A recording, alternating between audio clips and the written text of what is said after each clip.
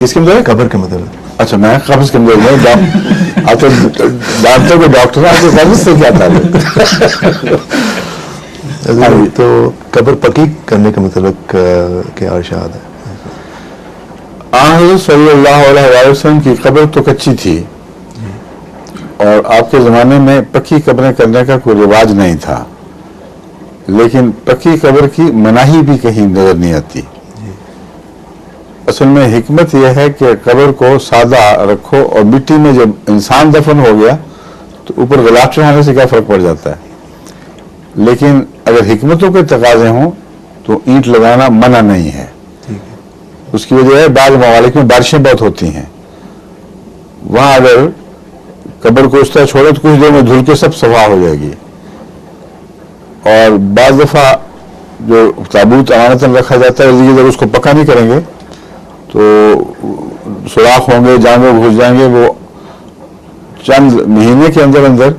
وہ اس لائق ہی نہیں رہے گی لاش کو اٹھا کے کسی اور جگہ دفن کیا جائے۔ اس لیے ربوہ میں بھی یہ رواج رہا ہے، قادیان میں بھی تھا کہ ایسی صورت میں ارد گرد پکی دیوار بنائی جاتی ہے، اگرچہ اوپر صرف مٹی ہوتی ہے۔ تو پختگی کے ساتھ یہ شرط نہیں کہ اوپر ہی کی بحث ہو، صرف یہ مثال اس لیے دے رہا ہوں، اس کے چاروں طرف اس کے نیچے جب پختہ کر دیا اور اس کا جواز ہو گیا تو اوپر بھی اگر ضرورت پیش آئے تو مذائقہ نہیں، لیکن اصل روح جو ہے وہ ہے سادگی، اور مٹی کی قبر سے زیادہ پیاری اور کوئی چیز نہیں۔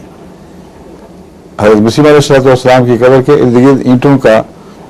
ایک تھوڑی سی منڈیر سی بنا دی گئی ہے تاکہ بارش کا پانی آ کے اس قبر کی مٹی کو نقصان نہ پہنچائے، جو گھلتی ہے اس کو تھوڑا تھوڑا پھر پورا کر دیا جاتا ہے، مگر اصل شکل وہی ہے مٹی کی۔ بس حضرت صلی اللہ علیہ وسلم کی سنت کے مطابق مسیح علیہ السلام کی قبر کو بھی مٹی کا ہی رکھا گیا ہے، لیکن جو انہوں نے بعد میں اوپر غلاف چڑھائے ہیں یا عمارتیں بنا دی ہیں اس میں کوئی نقصان نہیں ہے۔ جہاں تک میرا تاثر ہے اصل قبر نیچے مٹی ہی کی ہے، اس کی حفاظت کی خاطر، اور کچھ اس وجہ سے کہ لوگ شرک نہ شروع کر دیں، اس قبر کی اصل قبر سے دور رکھ دیا گیا ہے لوگوں کو۔ اور سب سے پہلے جو حفاظت کا سوال پیدا ہوا تھا وہ سلطان صلاح الدین ایوبی کے زمانے میں اٹھا تھا،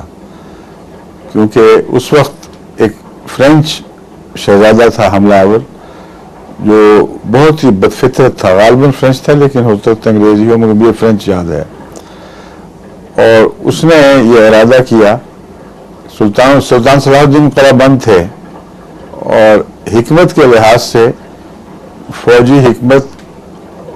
میں ان کا اس زمانے میں کوئی ثانی نہیں تھا، اور تمام مورخین یہ ماننے پہ مجبور ہیں کہ ڈپلومیسی اور فوجی حکمت کے لحاظ سے صلاح الدین کا کوئی جواب نہیں تھا۔ اس کی ذاتی طاقت یا اس کے مجاہدین کی ذاتی فوقیت نہیں تھی یورپی حملہ آوروں پر، لیکن اس کی اسٹریٹجی لاجواب تھی۔ اس نے ایسی جگہ پناہ رکھی کہ جہاں وہ دشمن گھیرے میں لاتا ہے تو اس کو پیچھے پانی میسر نہیں، اور اسی طرح بہت سے ایسے کارنامے کیے جس کی وجہ سے اس سے لڑنا کوئی معمولی بات نہیں تھی، عام بات نہیں تھی۔ ایک شہزادے نے بدبختی سے یہ فیصلہ کیا کہ میں محمد رسول اللہ علیہ وسلم کی قبر اکھیڑتا ہوں جا کے اور اس کو نقصان پہنچاتا ہوں، تو پھر یہ لوگ نکلیں گے، پھر یہ نیت تھی اور جو بھی تھی یہ ویسی بدتمیزی تھی۔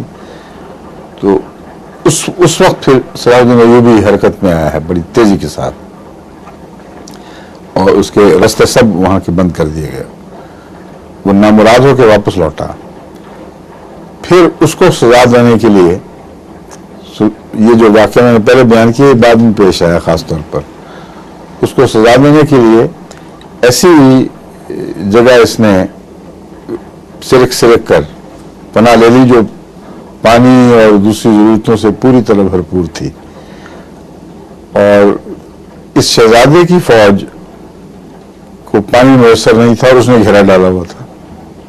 اور دور دور تک پانی نہیں تھا۔ بس صلاح الدین ایوبی نے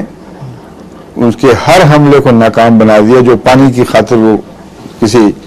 पानी वाटर होल जिसको कहते हैं, किसी पानी के चश्मे तक पहुंचने के लिए कोशिश करता रहा, यहाँ तक कि फौज प्यास से बिलबिला उठी और हथियार डाल दिए। ये बड़ा दिलचस्प वाक़या लिखा है लेन पोल ने भी अपनी तारीख में कि जब ये पेश हुआ है शहजादा, तो उसको किसी ने उसने पानी की तरफ हाथ बढ़ाया, किसी ने गिलास पकड़ा दिया, तो सुल्तान अय्यूबी ने तलवार मार के उसको पानी को गिरा दिया। मुसन्निफ ये सवाल उठाता है कि सुल्तान सलाहुद्दीन अय्यूबी के मुतालिक कहते हैं, यानी यूरोपियन जो लिखने वाले हैं मुहक्किकीन मुर्रिखीन वगैरह, कि इसका किरदार तमाम मुसलमान जनरलों से वो अव्वल से आखिर तक शुमार करते हैं। उसमें वो खुलफा से दुश्मनी थी उनको, इसलिए सुल्तान सलाहुद्दीन अय्यूबी को उनसे भी बाला करार देते हैं अपने किरदार और खुल्क के लिहाज से। तो वो कहते हैं कि सुल्तान सलाहुद्दीन अय्यूबी के ऊपर सिर्फ ये दाग है कि उसने उसको पानी नहीं पीने दिया, लेकिन ये मौरख लिख रहा है कि ये उनकी नासमझी है, कोई दाग नहीं है। अरब दस्तूर था कि अगर कोई तुम्हारे घर में पानी पी ले या तुम्हारे घर की चीज खा ले तो उसको कत्ल नहीं कर सकते, और इसका जुर्म नाकाबिल माफी था। ये वजह थी जो सुल्तान मजबूर हुआ है। तो ये है सारी सूरत हाल। वो कब्र, जब रसूलुल्लाह सल्लल्लाहु अलैहि वसल्लम की कब्र पर हमले का खतरा हुआ और ये एहसास बेदार हुआ कि ये तो फिर कोई खबीस किसी वक्त को शरारत न कर ले, उस वक्त इर्द गिर्द